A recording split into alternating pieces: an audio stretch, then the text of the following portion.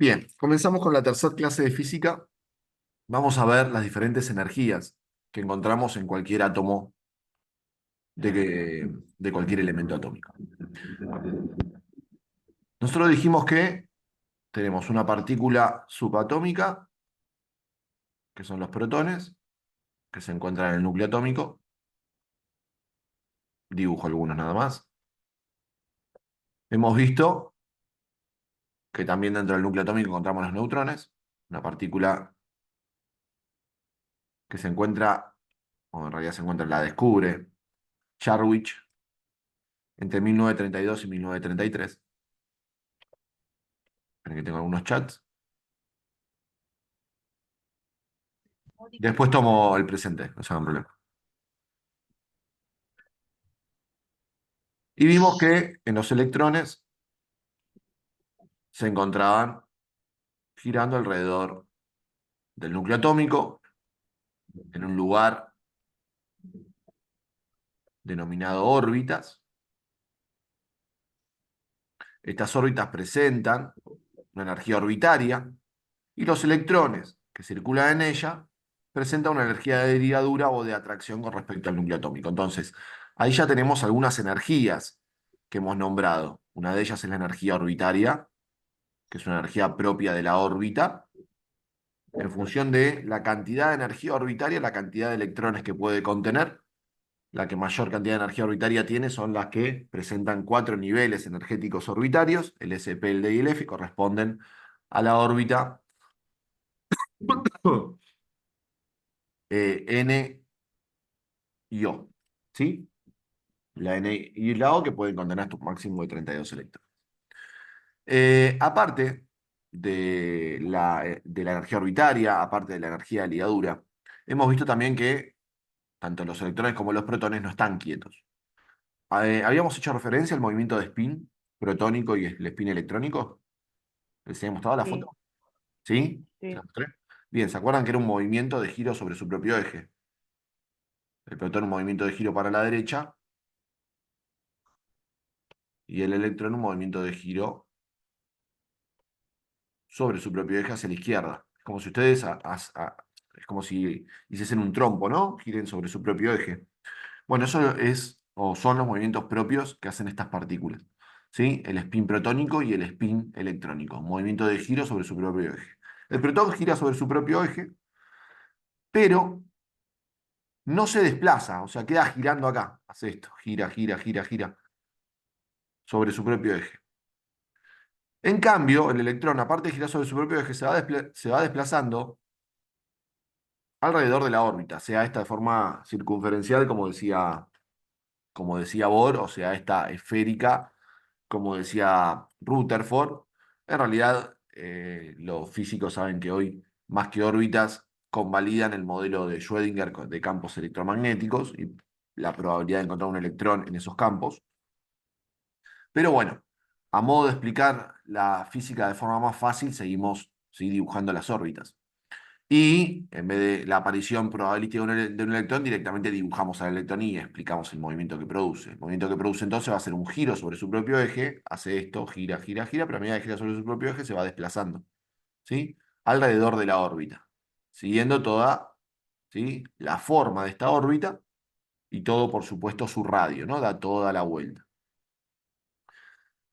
Eh, o sea que aparte de tener las energías orbitarias y las energías de ligadura, tenemos la energía cinética. El electrón, ¿sí?, se posiciona en un punto específico sobre la órbita. Esto quiere decir que no se están cayendo las partículas todo el tiempo. Esto sugiere también la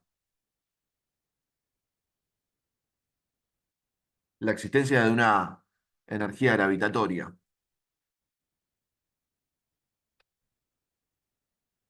Dijimos entonces energía orbitaria, energía de ligadura. La energía de ligadura, ¿de qué dependía? ¿Quién se acuerda? de los electrones, ¿Y de qué más? los- Depende de varios factores la energía de ligadura. de la energía que entra del exterior, No, nada que ver. No, De la no, no. atomización, ¿no es? Yo tengo que es la relación electrostática que hay entre los protones del núcleo. Bien, perfecto. Entonces, es la relación electrostática que hay entre los electrones en las órbitas con los protones en el núcleo. Perfecto. ¿Qué significa? Esto después igual se ve más en profundo. Pero está basado, de hecho lo vamos a poner acá, vamos a poner energía electromagnética. Está basada en las leyes de la electrostática de Coulomb. Coulomb decía básicamente que las fuerzas, o en realidad, perdón, las cargas o las partículas cargadas de diferente signo, ¿sí? Los electrones son de signo negativo, los protones de signo positivo, tienden a atraerse, ¿sí? O sea, partículas de cargas diferentes van a tender a atraerse. Y partículas con cargas iguales van a tender a repelerse. Entonces, el electrón con el protón van a tender a atraerse. ¿De qué va a depender esta atracción? De la cantidad de partículas que tenga el núcleo atómico, por supuesto partículas con carga, por supuesto nos estamos refiriendo a los protones, la cantidad de protones que tenga el núcleo atómico. Nosotros hemos visto con qué letrita se representa la cantidad de protones en el núcleo atómico. ¿Hemos visto número másico y número Eh, atómico? sí, con la Z, ¿no era? Bien, con la Z. ¿Y se acuerdan que nosotros vimos la tabla periódica y vimos que el ordenamiento en la tabla periódica de física de todos los elementos dependía del Z?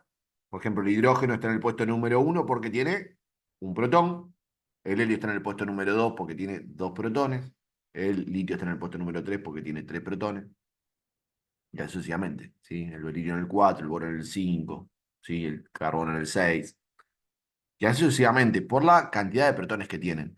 Bien, cuando nos vamos a los átomos más pesados, ¿sí? Que tienen un Z alto, claramente la energía de ligadura va a ser siempre directamente proporcional al Z del elemento, ¿sí? Si tienen mucha cantidad de protones, los electroncitos de las órbitas van a sentirse mucho más atraídos, ¿sí? Porque hay mayor energía electromagnética recuerden, entre electrón y protón tienen cargas diferentes, siempre de atracción. Entonces, no es lo mismo que un átomo tenga 8 protones a que un átomo tenga 72 protones. ¿Dónde van a sentir mayor energía de ligadura? Siempre los que presentan un Z más alto. ¿Sí? ¿Hasta acá se entiende? Sí, Bien, cualquier cosa, si algo no se entiende, me freno. Esto es simplemente para dejar esquematizado qué es la energía de ligadura y cómo puede aumentar. También hablaba Coulomb en su momento que no solamente las cargas se atraen o se repelen en función de su signo, sino también que la fuerza de atracción o de repulsión depende de la distancia. Mientras más cerca estén los electrones, por ejemplo en este caso, con los protones, mientras más cerca estén, mayor va a ser la fuerza con la que se atraen. Y mientras más lejos estén, menor va a ser la fuerza con la que se atraen. O sea, acá vamos a tener mayor atracción electromagnética que acá porque están más lejos. Mientras más cerca, mayor energía de ligadura. Por eso siempre va a ser mucho más difícil. Perdón, ahora sí. Por eso siempre va a ser mucho más difícil de arrancar un electrón de la órbita K que un electrón de las órbitas más alejadas al núcleo atómico. De hecho, cualquier átomo que tenga más de cuatro órbitas, por ejemplo, voy a dibujar una quinta y una sexta, esta y esta. Los de la quinta, los de la sexta, y por supuesto, si dibujas una séptima también lo serían, están tan alejados al núcleo atómico, su energía de ligadura, relacionada por supuesto a la atracción electromagnética que presentan, es tan bajita, ¿sí? Por la distancia que están, ¿no? Están muy lejos del núcleo, que son los más fáciles de arrancar. Siempre los electrones de las órbitas más alejadas al núcleo, en átomos pesados, ¿sí? Átomos muy grandes, estamos hablando de la órbita 5-6 o la órbita 6-7, dependiendo del átomo, siempre son los más fáciles de arrancar. De hecho, se consideran electrones libres. ¿sí? Porque ante cualquier estímulo, digamos, se ionizan con facilidad, se desprenden con facilidad del átomo. Por eso es importante la energía de ligadura. Y en los efectos del tubo de rayos X, cuando lleguemos, van a ver que esto ocurre. Por eso es importante que lo recuerden. Entonces, esa es la energía de ligadura, ¿sí? Una energía completamente relacionada a la fuerza de atracción electromagnética entre las partículas con carga. Electrón negativo con el protoncito positivo. Y después aparecen las energías nucleares. Porque fíjense que todas estas energías que nombramos, ¿sí? La gran mayoría la encontramos en la corteza del átomo, o sea, las encontramos en las órbitas. De hecho, todas las encontramos en las órbitas y algunas se relacionan con las que encontramos en el núcleo. Por ejemplo, electromagnética, por ejemplo, aparece en el núcleo. Y, por supuesto, por el spin protónico también aparecería la cinética, ¿sí? Y la gravitatoria, pero el resto son propias de los electrones con las órbitas. Pero aparece una energía que solamente se encuentra en el núcleo, por supuesto, pero se llaman energías nucleares. Y de esta tenemos de dos tipos. Tenemos energía nuclear débil y energía nuclear fuerte. Si hacemos de cuenta que el núcleo de un átomo es circular de esta forma,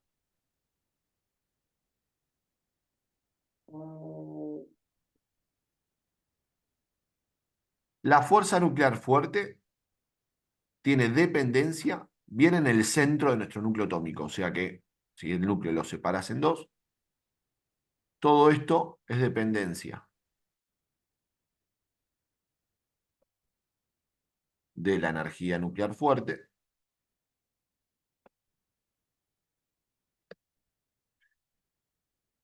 Y la periferia es dependencia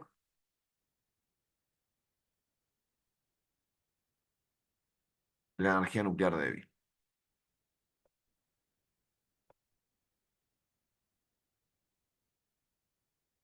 Ustedes me dirán para qué sirve esta fuerza. Bien. Profe, pregunta, Sí. la energía débil y fuerte es la electromagnética. ¿Cuál, perdón? ¿La electromagnética? No, la nuclear.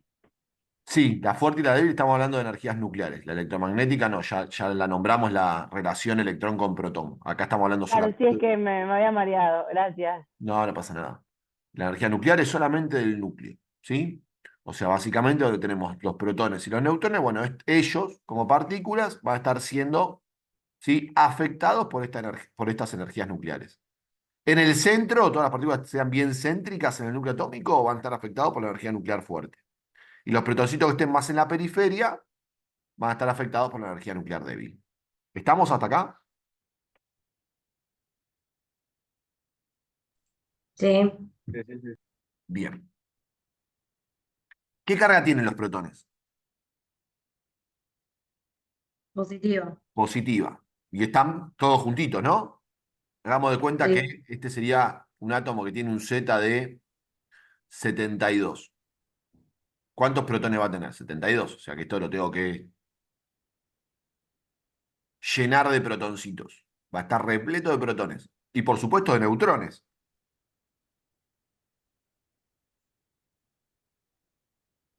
De hecho, lo normal es que haya más neutrones que protones. O sea que va a tener el núcleo en total. Vamos a usar el elemento 72 de la tabla periódica. Esperen que lo traemos acá.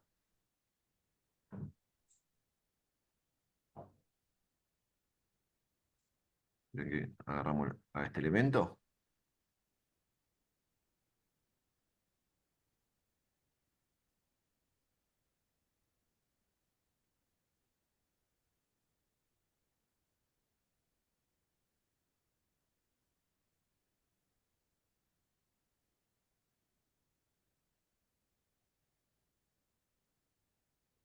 Lo traemos acá. 72. Ah, Dios mío. ¿Cómo? El apnea, digo, ¿no? Exactamente. Cadmio tiene 178, redondeando para abajo, partículas. O sea que va a tener 72 protones y 106 neutrones. En total, 178 partículas metidas acá adentro. Siendo los protones de cargas positivas y todos juntitos. Según las leyes de la electrostática, ¿qué va a pasar cuando tenemos muchas cargas iguales en su signo juntas? ¿Qué van a tender a qué? ¿Iguales? Estable. ¿Cargas iguales? Cargas iguales. ¿Qué dijimos antes? Las diferentes. Se van a repeler. Bien, se van a repeler. Dijimos antes, diferentes se atraen, iguales se repelen. Esto quiere decir que van a estar 72 protones tratando de separarse entre ellos y salir Sí. del núcleo. ¿Quiénes les parece que son los encargados de justamente mantener a estas partículas dentro del núcleo atómico? Neutrones. No, las energías Los, nucleares. los electrones. No, las energías nucleares. Las energías nucleares son las encargadas de contener la energía de repelencia electromagnética. Los neutrones y los protones, por más que el neutrón no tenga carga, después vamos a ver el porqué de esto, los neutrones y los protones tienen una interacción entre ellos, porque son partículas que están habitando, ¿sí?, el mismo lugar que es el núcleo atómico. O sea que los protones y los neutrones también interactúan, no por carga, sino por masa y ocupación. Pero acá lo que estamos hablando es la repelencia electromagnética. La repelencia electromagnética se da, por supuesto, en cuestiones de carga eléctrica. Y hay tanta repelencia electromagnética que ¿quiénes se cargan de contra de esta repelencia electromagnética? Las energías nucleares. Son energías que se llaman energías atractivas. ¿Por qué? Porque contienen, abrazan esta repelencia. Esto es una guerra de fuerzas, claramente. ¿Qué pasa si la energía electromagnética supera la energía nuclear?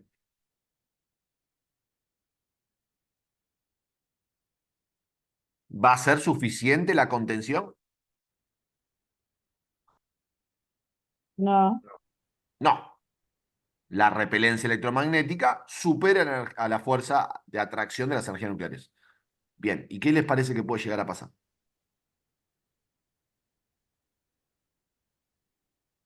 Se destruye. Eclosión. No, no va a llegar a destruirse, pero ¿qué es lo que va a pasar? Hay tanta repelencia, se empiezan a empujar, que qué va a empezar a pasar? Los protones van a empezar a salir, a querer salir del núcleo, van a empezar a salir despedidos del núcleo. Por ejemplo, o los neutrones empiezan a salir despedidos.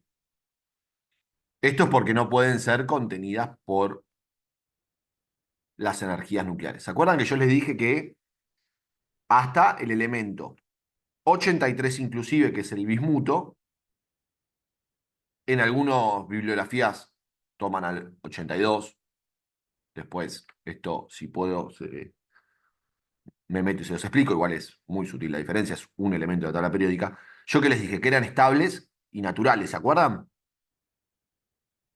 Y que superando el 83, o sea, desde el 84 inclusive hasta el 92, que es el uranio, que lo tenemos acá, eran naturales, pero ¿de qué tipo?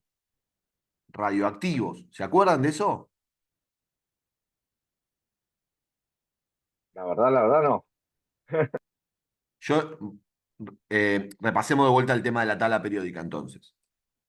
Yo les había explicado que nosotros tenemos un ordenamiento de los elementos en la tabla periódica. Según su Z, el hidrógeno está en el 1 porque tiene un protón, el helio en el 2 porque tiene 2 protones, el litio en el 3 porque tiene 3 protones, ¿sí? El cromo está en el 24 porque tiene 24 protones, el cobre en el 29 porque, en el puesto 29 porque tiene 29 protones, así sucesivamente. Del 1 al 83 inclusive hasta acá son elementos naturales, o sea, se encuentran en la naturaleza y están estables. ¿Sí? Están estables. Tiene al menos este átomo una configuración estable. ¿Qué quiere decir esto? Que tiene átomos estables que por más que pasen millones y millones de años van a seguir siempre siendo estables. Ahora, cuando superamos al 83, o sea, desde el 84 en adelante, del 84 hasta el 92, son naturales pero inestables. 85, 86, ¿sí? El renio, el francio, el radio. Todos estos son naturales, pero inestables hasta el 92. ¿Qué significa inestables? Ninguno de ellos presenta al menos una configuración atómica estable. Todos son inestables. ¿Cuáles son los que figuran en la tabla periódica? Bueno, dentro de todos los inestables, el más estable. O sea, la configuración más estable dentro de su inestabilidad, por decirlo de alguna manera. No tenés ninguno que sea 100% estable. Pero dentro de su inestabilidad, el más estable. Les doy un ejemplo a grosso modo. Por ejemplo, acá tenemos el uranio 92,238.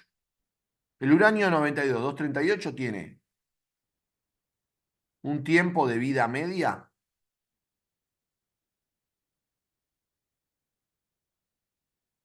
tira un número, ¿sí? Después cuando vemos tiempo de vida media nos metemos cada uno, tiene un número completamente azaroso, tiene un número de 10.000 años. Esto no entro en profundo, simplemente para sentir el concepto. ¿Qué significa? Que va a emitir radiación y va a tener un tiempo de vida media de 10.000 años. ¿Qué significa esto? El uranio tiene 238 pelotitas adentro del núcleo atómico. Bien, en 10.000 años va a pasar a tener de 238 a la mitad, que va a ser 120 pelotitas. Ahora, por supuesto, si pasó de 238 a 120 es porque emitió energía durante 10.000 años para descomprimir la cantidad de partículas nucleares que tienen los nucleones de 238 a 120 promedio. Este es el uranio más estable. Después tenemos el uranio, por ejemplo, 235, que es un isótopo de este uranio, que tiene un tiempo de vida media de 1.000 años, en vez de 10.000. Entonces, ¿qué es lo que pasa? Va a tener un tiempo de vida media mucho más corto que el otro uranio, significa que la cantidad de energía en función del tiempo que emite es muy superior. Este emite, ¿sí?, en 10.000, descomprimiendo la mitad de sus partículas nucleares, y este emite en 1.000 la mitad de sus partículas nucleares. Estamos hablando de una diferencia abismal en la cantidad de años que emiten esa misma energía. Entonces, estos que figuran en la tabla periódica son los átomos que tienen la configuración más estable. Si bien todos son inestables, si bien todos van a emitir energía, bueno, la que emiten, en este caso, son a periodos de tiempo muy largos, muy largos. De hecho, el uranio se encuentra en la naturaleza y forma parte de la radiación natural a la que estamos expuestos. Lo mismo que el gas radón. Por ejemplo, el gas radón, que lo tenemos acá, un gas noble. El gas radón está prácticamente en todas las paredes de nuestro hogar, ¿sí? Hay baja proporción de gas radón. Entonces, siempre estamos expuestos a radiaciones naturales, ¿sí? Por supuesto, esto, vuelvo a repetir, estos elementos, si bien son radioactivos, la cantidad de energía que emiten en función del tiempo es sumamente baja. Por eso que si bien estamos continuamente siendo irradiados, ya sea por radiación natural como por radiación cósmica, bueno, la radiación cósmica que nos llega a nosotros a nivel terrestre es sumamente baja, no nos ioniza demasiado. Depende mucho de cada país, pero no nos ioniza demasiado. ¿A qué me refiero? Por ejemplo, les tiro algunos valores como para que se entienda a qué quiero apuntar. Acá en Argentina nosotros todos absorbemos un promedio, les tiro un valor que esto después se desarrolla, de 3 milisieverts promedio, ¿no? 3 milisieverts anuales de radiación natural. Esto es radiación por salir a la vida, ¿eh? O sea, por estar en contacto con partículas naturales que emiten energía. Ahora, si vos te vas a Brasil, a un lugar que se llama Lagoinha, que es un lugar en el norte de Brasil, en vez de estar absorbiendo 3 milisieverts anuales, va a estar absorbiendo aproximadamente entre 20 y 30 milisieverts anuales. De radiación natural, ¿eh? De radiación natural. Si te vas a la India, no me acuerdo ahora, ¿sí?, qué provincia de la India, absorbe 70 milisieverts anuales. Fíjense la diferencia abismal de estar más o menos expuesto a radiación natural. ¿Saben cuánto puede absorber un técnico radiólogo por año ejerciendo su actividad? ¿2 habíamos dicho? No, 20. Ah, 20. O sea que vos ya, por vivir en la Goiña, absorbe lo máximo lo mismo, claro. que puede absorber un técnico radiólogo en un año de ejercicio de su labor. Y ni hablar, si estás en India, ya te pasaste. Sí. Absorbiste 2 veces y medio lo que puede, ¿sí? Absorber un técnico radiólogo por ejercer su labor. Entonces, por eso es importante que se entienda que siempre vamos a estar expuestos a radiación natural. Y producto de esto, de que hay, ¿sí?, elementos que encontramos en la naturaleza que son siempre radioactivos, siempre van a emitir energía. Y de hecho tenemos isótopos también radioactivos que van a estar emitiendo energía. Nosotros emitimos energía. Nosotros tenemos una muy baja proporción, por ejemplo, del potasio 40, que es un potasio radioactivo.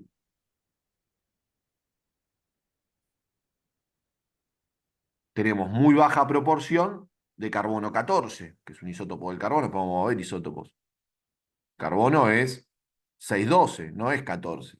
14 es un isótopo del carbono. Bueno, nosotros tenemos proporción. ¿Cómo se sabe la edad ósea de un fósil? ¿Alguien leyó alguna vez qué es lo que se mide? No, la verdad que no, no sé si, no me acuerdo. Se mide la proporción que tiene ese organismo de carbono 14. Cualquier ser vivo animal tiene carbono 14 en su organismo. Yo que les dije recién, ¿qué pasaba con las pelotitas, entre comillas, ¿sí?, de los nucleones que tiene el uranio?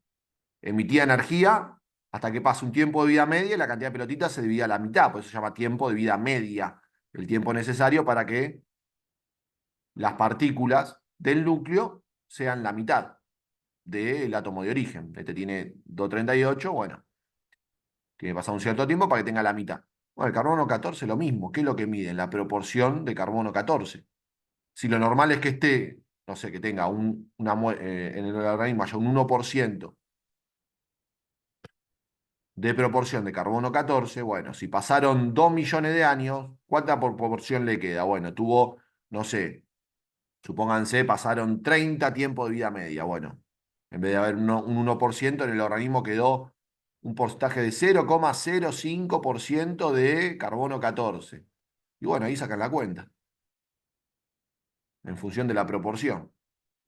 Si lo normal es que un organismo tenga un 1% y pasaron un montón de años y lo único que le quedó fue 0,05, bueno, ¿cuánto tiempo de vida media pasaron? Tanto tiempo de vida media. ¿Cuál es el tiempo de vida media del carbono? No sé, un año. Bueno, entonces le calculan la edad ósea en función de esa medición. Por eso es posible saber de qué año son los huesos. O un fósil, una momia, lo que sea, le miden la proporción de carbono 14. ¿Se entiende hasta acá? ¿O los confundí al divino botón? Traté de ser explicativo y me salió mal. No, no, está bien. ¿Está bien? Igual esto es simplemente, a ver, consideren que esto se va a Ah, explicar mucho más. Es simplemente para entender que las energías nucleares contienen a los protones. Yo me he ido por las ramas, perdón, pero es simplemente para que se entienda qué es lo que pasa. Porque hay muchos átomos, desde el 83 inclusive, desde el 84 inclusive, dependiendo de la bibliografía, 83 inclusive en adelante, que son siempre radioactivos. ¿Qué significa? Que la energía de repelencia electromagnética supera la energía nuclear. ¿Y esto por qué ocurre? Porque tienen muchos protones repeliéndose. Tienen 84 protones luchando entre ellos. Bueno, hasta 83, que es el bismuto, hasta 83 peleándose contiene. Le agrega uno más y ya no lo puede contener. La energía electromagnética superó la energía nuclear. Básicamente, vuelvo a repetir, es una guerra de fuerzas. ¿Queda claro hasta acá? sí, Bien. Eh, Creo que esto lo tiene en la diapositiva. Las reglas de estabilidad, déjenme chequear si no se las copio acá.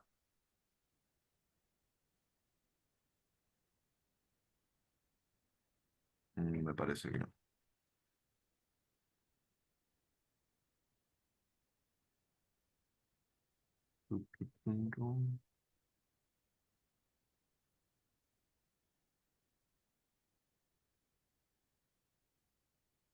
No está. Bueno, se las copio acá y después le hago un print de pantalla y se los envío si no pierdo tiempo, porque quedan 3 minutos nada más.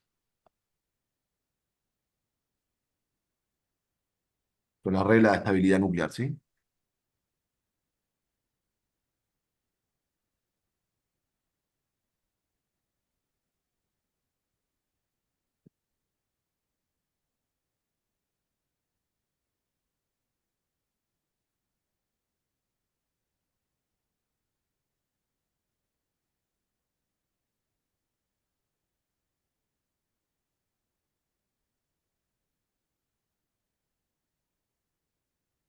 Primera regla de estabilidad. Segunda regla de estabilidad. Tercera regla de estabilidad. Cuarta regla de estabilidad. Quinta regla de estabilidad. Entonces estas son las reglas de estabilidad nuclear.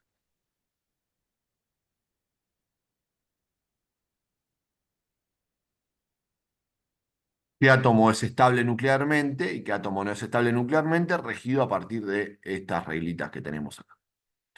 Queda un minuto. Son 27. Déjenme sacarle un print a los que vinieron. Así después paso el presente y armo otra sesión y continuamos con esto.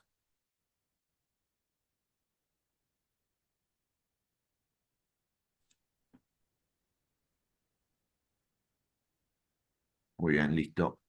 Si después los puedo pasar. Bueno, queda un minuto. Cierro y ahí abro otra, ¿sí? Recuerden que Zoom me pide, como estoy grabando, esperar 10 minutos entre una sesión y la otra. Así que aguárdenme 10 minutos.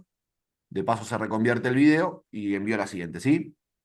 Dale, profe, tranqui. Ok, gracias. Gracias. Nos vemos un ratito.